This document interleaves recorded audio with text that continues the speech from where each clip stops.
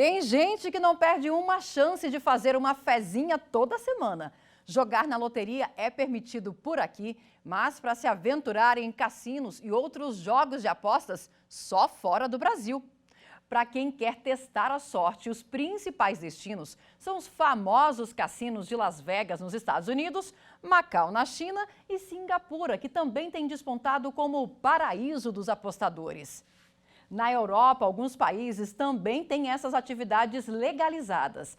Na Itália, por exemplo, além dos cassinos, máquinas caça-níqueis e outros tipos de apostas são permitidas e recebem até incentivos fiscais do governo.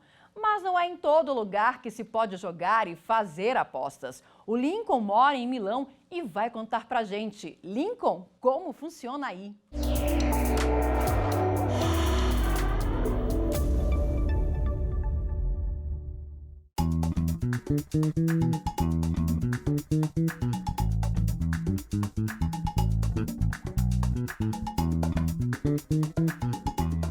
Olá, meu nome é Lincoln Pinesso, eu sou natural de Maringá, no Paraná, e atualmente vivo na cidade de Milano, aqui na Itália, há 4 anos.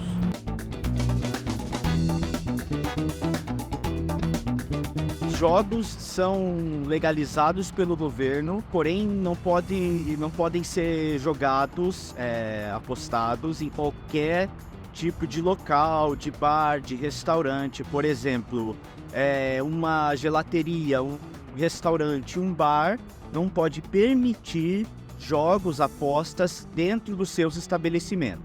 E por isso existem muitos negócios de apostas esportivas, também locais de máquina caça-níquel, que aqui eles chamam de slot machine, e também alguns cassinos. Claro, os 2 maiores estão na cidade de Veneza e na cidade de Sanremo. Mas espalhados pela Itália existem pequenos cassinos, pequenos locais de jogos que são legalizados, inclusive tem um respaldo do governo com taxas, com impostos mais baixos em relação a outras atividades.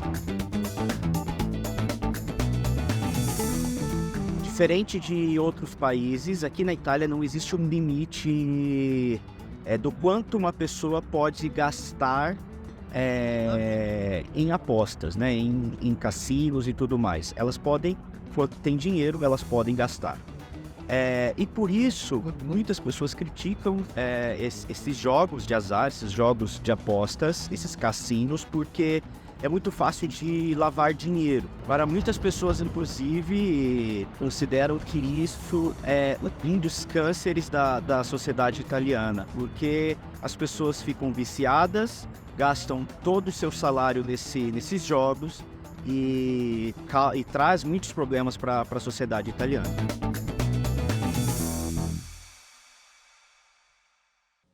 Para falar sobre esse assunto, convidamos o advogado especialista em regulação de jogos e loterias, Ricardo Feijó. Doutor Ricardo, seja bem-vindo ao nosso programa. A gente viu aí como que funciona na Itália. Aqui no Brasil é proibido o funcionamento de cassinos. Por quê? No Brasil, aqui a gente tem uma regra geral proibindo cassinos e jogos de azar desde 1946. Então, desde essa norma que foi criada pelo presidente Dutra, a gente tem uma proibição geral e apenas alguns jogos são permitidos, que são os jogos lotéricos. Então, por conta dessa norma, não pode cassino, não pode bingo, não pode nenhum tipo de jogo de azar que não seja loteria. Nós tivemos um período aqui no Brasil, quando era permitido o funcionamento de bingos, se eu não me engano, na década de 90. Por que houve essa permissão e por que a proibição também? Sim, isso foi feito em 93, começou, na verdade, com a Lei Zico, depois a Lei Pelé, confirmou a criação dos bingos de forma a incentivar financeiramente o esporte, né? Então, os bingos eles foram criados nessa época, vinculado um pouco à loteria também, com a ideia de fomentar e trazer recursos financeiros para o esporte. Teve alguns problemas de alegação de corrupção, muito problema de fiscalização, teve CPI dos bingos no Congresso Nacional, isso acabou tendo uma revogação dessas leis, tiveram medidas provisórias que postergaram um pouquinho essa regulamentação, mas acabou por volta de 2004, 2005, ainda tinha algumas liminares, mas se encerrou. Então foi essa breve experiência que o Brasil teve aí com os bingos, mas ela foi muito específica para isso, para fomentar o esporte. Agora, quem joga de forma clandestina está cometendo um crime no Brasil e qual a punição prevista para esse crime? Essa é uma pergunta muito interessante, porque até 2015, no Brasil, a gente tinha na lei de contravenção penal essa proibição que existe desde 1946 de explorar, operar jogos de azar, ela só atingia o operador do jogo, né? Então, é uma contravenção penal, isso quer dizer que a penalidade é um pouquinho menor, é de 3 meses a 1 ano, mas claro que ela pode ser associada também com crimes de lavagem de dinheiro, organização criminosa, e aí a penalidade pode subir até 8 anos. E o jogador não tinha nenhum tipo de preocupação, vamos dizer assim, né? Mas em 2015 foi feita uma mudança legislativa e o jogador passa também a ter esse risco, que é um risco de multa, que vai variar de 2 mil a 200 mil reais, né? Então, quem está apostando de forma ilegal no Brasil corre esse risco de ser penalizado com multa. Então vamos voltar agora para a Itália, porque o Lincoln vai mostrar para a gente que a febre entre os italianos é a aposta esportiva. Apaixonados pelo futebol, é só o Inter de Milão ou Juventus entrar em campo que as casas de apostas também faturam alto. O Lincoln não perdeu a chance e também lançou a sorte.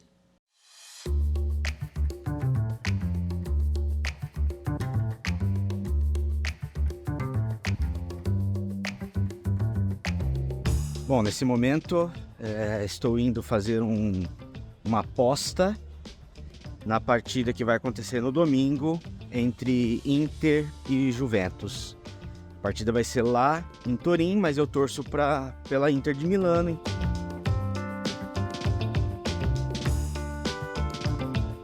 Eu fiz 3 apostas para a mesma partida, com 3 resultados diferentes. Esse aqui, eu apostei 3 euros, se eu ganhar, se der o resultado, eu ganho 9,75 euros. Fiz uma aposta só para testar mais ou menos como funciona as apostas esportivas.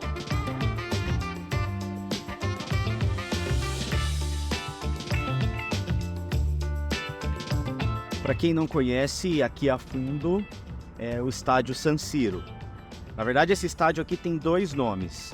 San Siro quando o Milan joga e Giuseppe Meazza quando a Internazionale de Milano joga. Em apostas esportivas, jogadores que participam do campeonato não podem apostar por motivos óbvios, porque eles podem manipular os resultados a favor deles. Inclusive, isso aconteceu na Itália recentemente. Agora eu vou fazer um tour aqui pelo museu do estádio San Siro.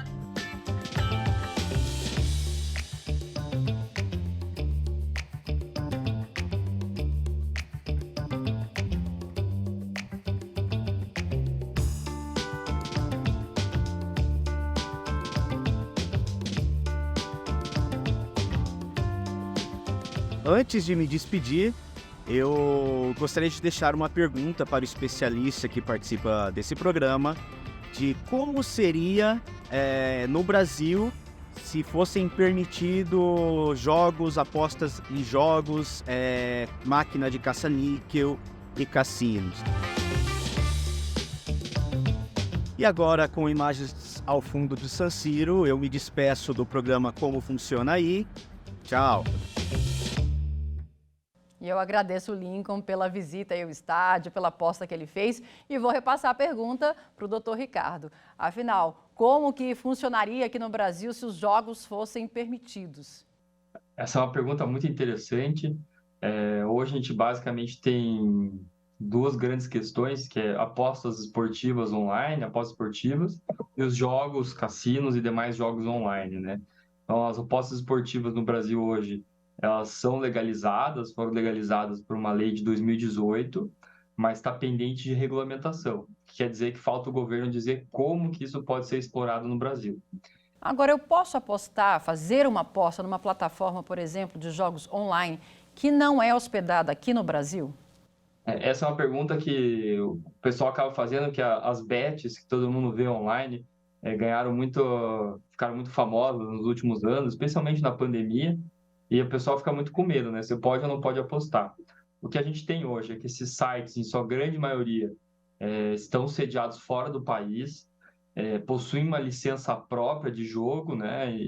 Então é como se tivesse indo jogar lá, você viaja para Las Vegas e vai num cassino em Las Vegas. Não tem nenhum problema para a lei brasileira. Então o site online seguiria mais ou menos a mesma lógica.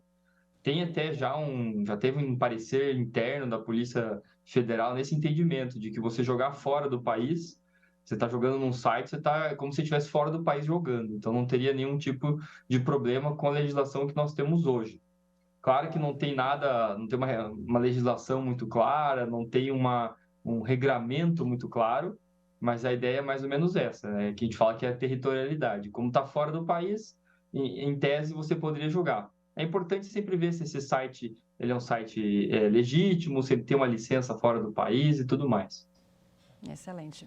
A gente vai fazer agora um breve intervalo e a gente volta já já.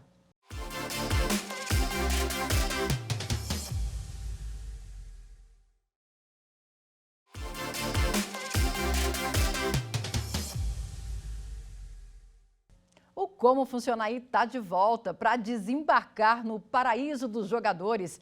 E não é Las Vegas, não. Macau, na China, superou a indústria norte-americana de jogos. A região tem hoje um dos maiores cassinos do mundo. Apesar disso, a região é a única da China que a lei permite a exploração de jogos. O Yuri mora em Guangzhou e vai mostrar que a proibição no território chinês tem uma explicação. E o que os chineses fazem quando querem lançar a sorte? Yuri, conta pra gente como funciona aí.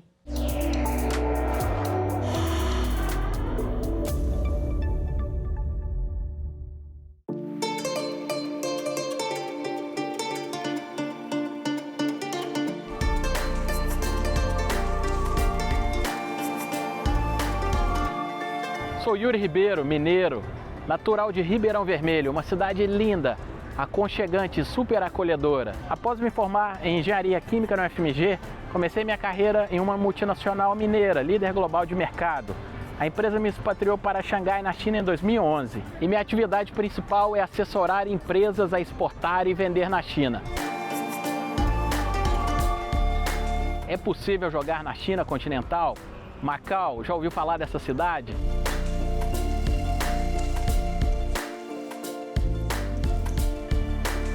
Jogo na China e qualquer tipo de aposta são atividades ilegais. E quem for pego nessas atividades tem pena de aprisionamento. O chinês acha que somente multa em dinheiro não é suficiente para inibir o crime. Por exemplo, se você dirigir alcoolizado, você tem uma pena de pelo menos 1 semana. Eles acham que se for só uma pena em dinheiro, quem tem dinheiro, quem é muito rico, não vai ter influência, não vai ter impacto. Isso não vai ser uma penalidade que vai dissuadir o crime. E essa proibição vale inclusive para jogos online. Apesar dessa proibição, é comum entre amigos, familiares, existir algum tipo de aposta. Mas aí não é algo comercial, é algo entre poucas pessoas e se aposta dinheiro, tem gente que perde, a esposa fica brava e gera briga familiar. E os cassinos são proibidos na China por uma série de razões: controle social e estabilidade. O governo chinês vê os cassinos e os jogos em excesso como uma grande ameaça à estabilidade social, que pode gerar muitas dívidas, vícios e até a desintegração familiar. Prevenção da lavagem de dinheiro, porque os cassinos são frequentemente associados à lavagem de dinheiro. E a China está extremamente empenhada no controle e o combate à corrupção e o fluxo ilegal de dinheiro. Antes da proibição, a China já enfrentou problemas gravíssimos relacionados ao jogo. Por exemplo, dívidas insustentáveis, corrupção e até mesmo suicídios. A cultura tradicional chinesa valoriza a disciplina, a poupança e a responsabilidade financeira. E o jogo é visto como uma atividade que vai contra esses valores. E os líderes chineses querem preservar essas tradições. E a proibição foi uma resposta a esses desafios.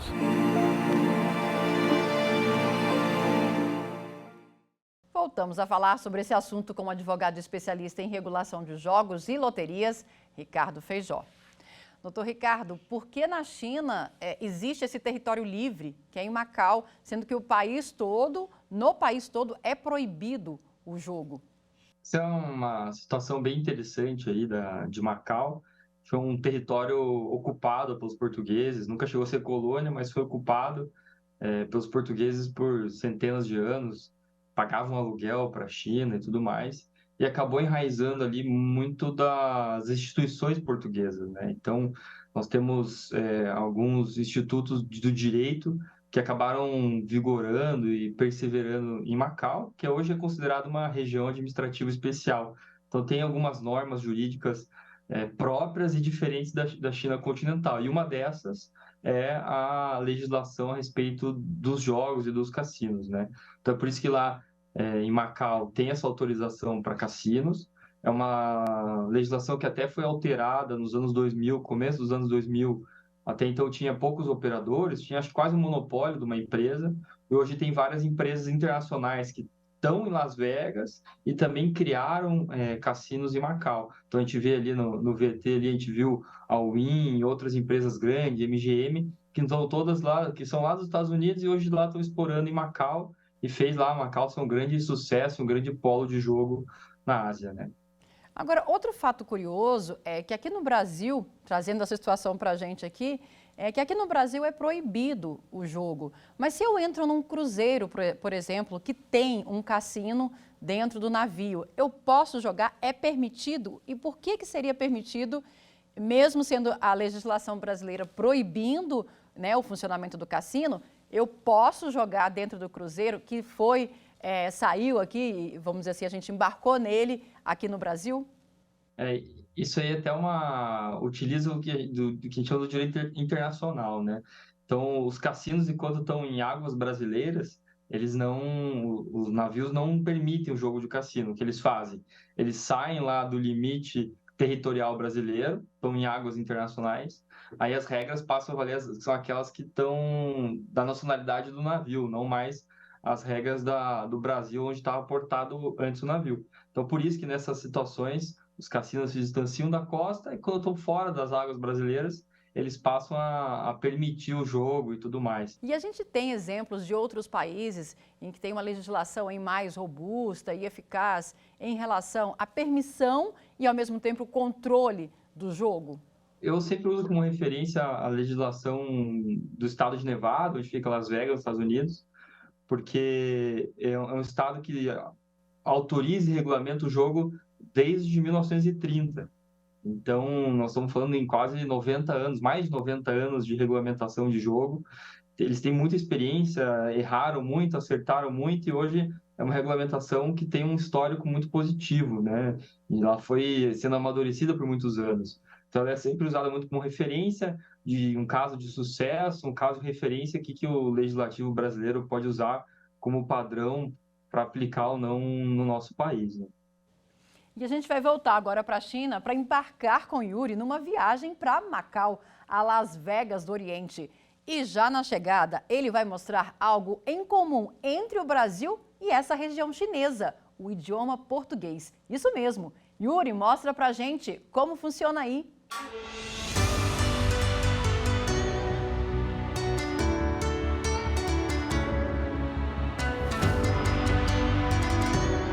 Até 1999, Macau era uma colônia portuguesa e durante esse período os jogos de azar eram legalizados e floresceram.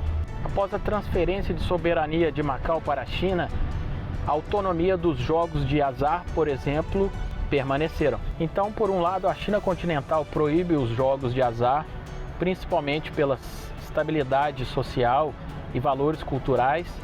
Macau legalizou para atrair turista, atrair jogadores e ser uma fonte de receita para a cidade.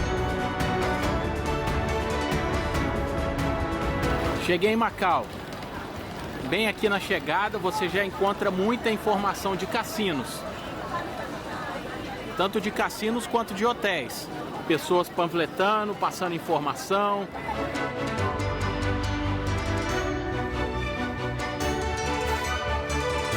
E olha que legal, Chegando aqui em Macau, Tourist Information, informações turísticas. Você encontra tudo já em português. Ruínas de São Paulo, Rua Campo, Hotel Lisboa, Ponte São Lourenço, Templo de Amar. Não cuspa no chão. Bem na chegada tem os Shuttle Bus, os ônibus para os cassinos, de graça. Serviço de cortesia do próprio cassino.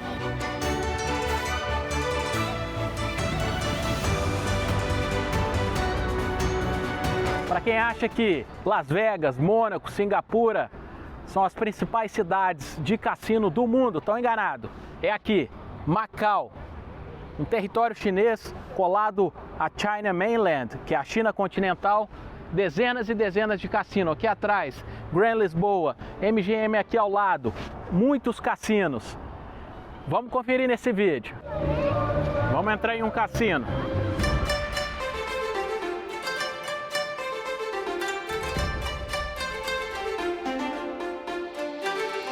Tanto esse cassino que eu estou agora, quanto diversos outros cassinos aqui de Macau, possuem diversos tipos de jogo.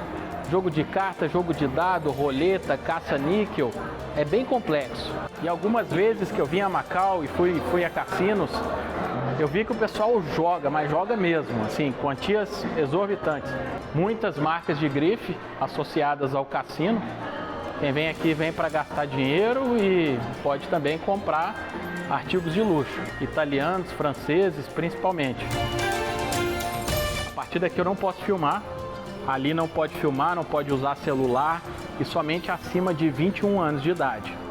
Esse é um controle da faixa etária, né, muito importante para não deixar jovens e crianças viciarem no jogo.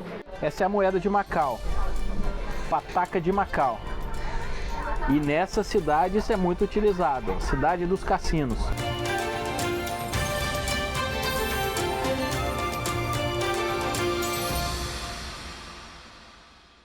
Essa é uma das pontes mais compridas do mundo. Ela liga Hong Kong a Macau.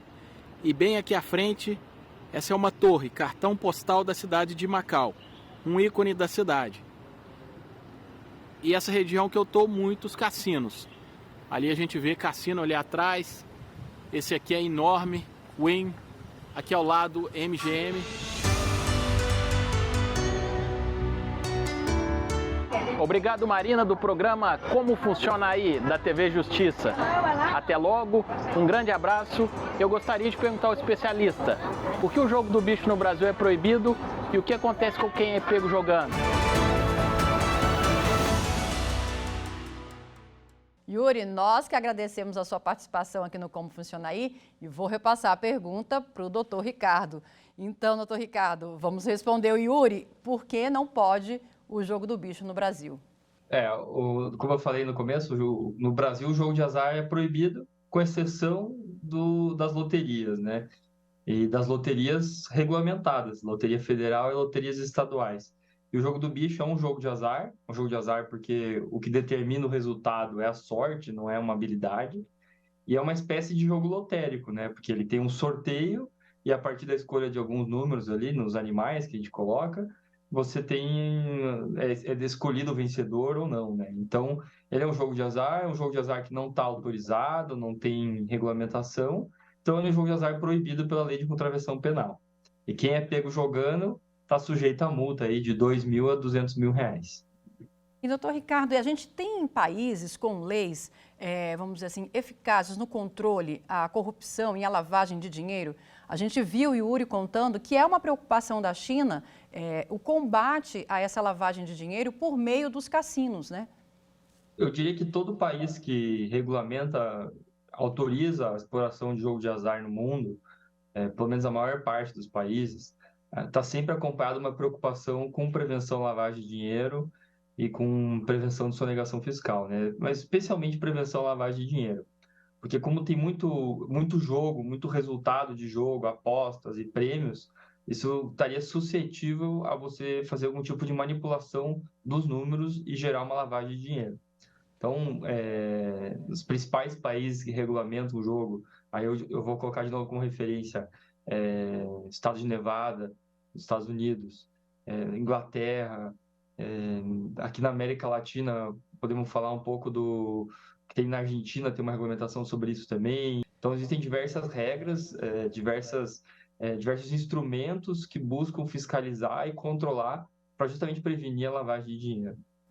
E outra preocupação da China e também de vários países em que é permitido o jogo é a questão do controle de jogadores compulsivos. A Organização Mundial da Saúde, inclusive, já classificou esse vício dentro do Código Internacional de Doenças. Como combater esse mal, né, esse vício e, ao mesmo tempo, permitir a prática do jogo?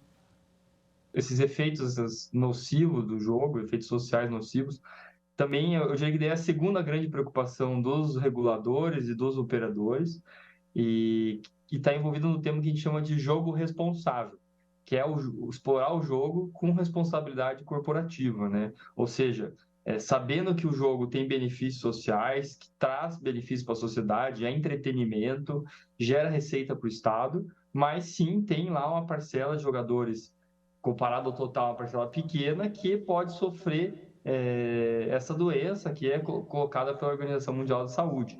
Então, o jogo responsável é um tema muito importante.